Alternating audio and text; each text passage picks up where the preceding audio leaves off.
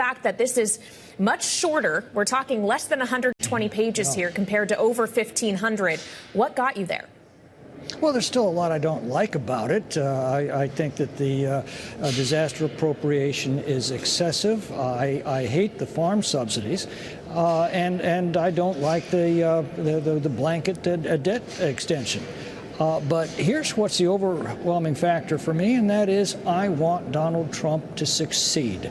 And he believes that this is necessary in order to set up his administration at its outset for success, and that weighs very heavily in my calculations.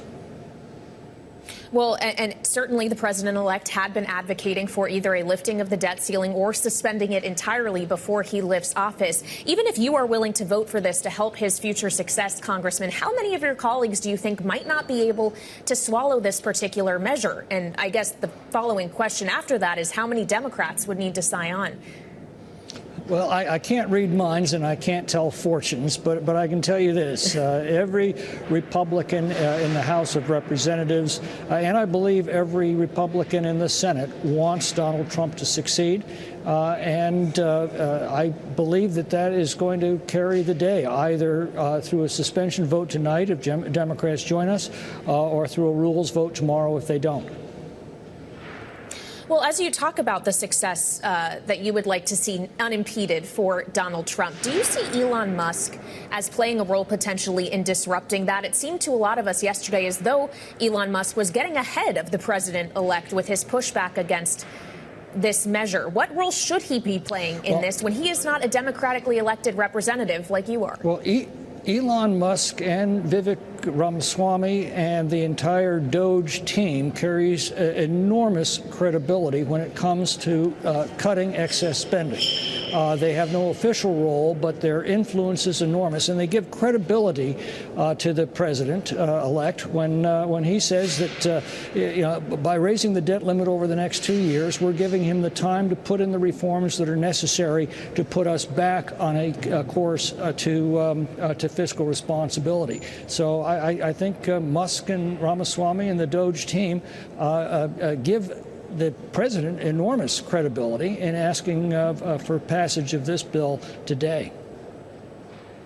Well, as we consider their objectives in the incoming administration, we do know legislatively the president-elect would like to see a lot done, including border and energy measures and, of course, ultimately a massive tax reform package. As you well know, sir, I'm sure there is conversation as to whether or not it should be 2 budget reconciliation packages or 1 big one.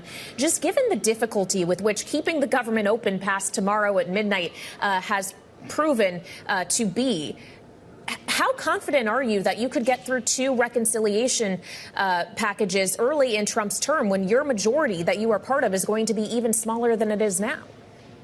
Well, the reconciliation process is a brilliant system that can bring spending in line with revenue when it's used properly. And that is that both houses have to agree to a budget resolution with top-line numbers on both the discretionary and the mandatory side. The appropriators are bound by the discretionary numbers. The individual committees are then sent reconciliation instructions to change the laws in order to bring mandatory spending into line. It hasn't been used that way for 30 years, but it's there as a very important tool. And as far as getting a consensus around those numbers, that requires what this whole building is about. Deliberation, coming together, talking these issues out, sitting in the same room and yelling at each other until we come to a common conclusion. That's the whole essence of the legislative process. And I always have had great confidence in that when it's used properly, when it's used as it was designed. Do you still have confidence in House Speaker Mike Johnson to lead that process in the 119th Congress, given the events of the last few days? I think he's done the best he can with the hand he's been dealt. And when you talk about replacing him with another speaker, you've got to find someone in his right mind who wants that job. And anybody who wants that job is by definition not in his right mind. So I think Mike is going to remain as speaker. But do you think it could take multiple rounds of voting to get him there in January, like we saw with his predecessor, Kevin McCarthy? Again, sadly, I was born without the powers of prophecy. I can't answer that question. Ask me the day after it happens. Well, fair enough, sir. Hopefully you can answer this next one, as you are chair of the subcommittee on immigration, integrity, security, and enforcement in the House Judiciary Committee. And we also know that among one of the first things Donald Trump would like to address is immigration, as he's promised mass deportations, which, as we all also are aware, could be a very expensive endeavor and difficult to pull off. From your perch, do you have any concerns about the way in which this may be conducted, or if it can be done as expediently as the president-elect would like?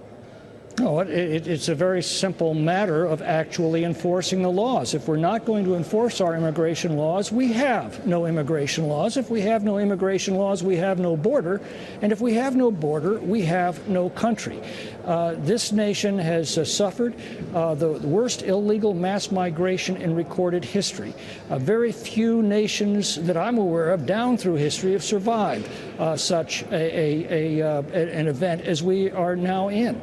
I met with Tom Homan and a number of other members of the House today, and he is absolutely dedicated to enforcing the law. That is as simple as it can get. It's going to be very expensive. It's going to require many, many months. But I believe that it has to happen if we're going to restore the integrity of our nation's borders and our nation's sovereignty. Congressman, before we let you go, and I don't want to ask you to be a prophet again, but does your gut instinct tell you this new continuing resolution can pass on the first try if it does indeed come to a vote this evening, or will it have to go through the Rules Committee? Well, again, it'll be taken up this evening on suspension vote. That requires 2/3 of those present and voting. If it fails on that, then it will be presented to the House tomorrow under a rule which requires a simple majority vote.